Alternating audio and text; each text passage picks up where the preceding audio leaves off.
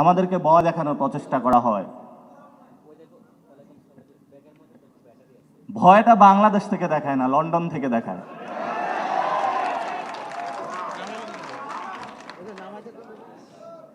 আমরা কি অনলাইনে কাউরে ভয় পাই? বাস্তবে কাউকে পাই না, অনলাইনে ভয় দেখায়। এক চোর চুরি করে, বলে আমি চুরি বন্ধ করব। শেখ হাসিনা এক চোর ছিল, চুরি করেছিল।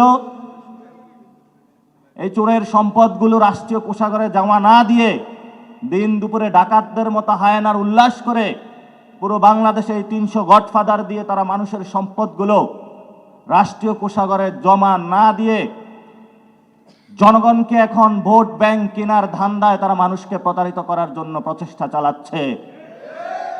আমরা বলবো শেখ হাসিনা যেগুলো চুরি করেছে, এক চোর চুরি করেছে মানুষ থেকে, আরেক চোর গিয়ে তাদের থেকে চুরি করেছে, এটা তো আরো বড় চোর।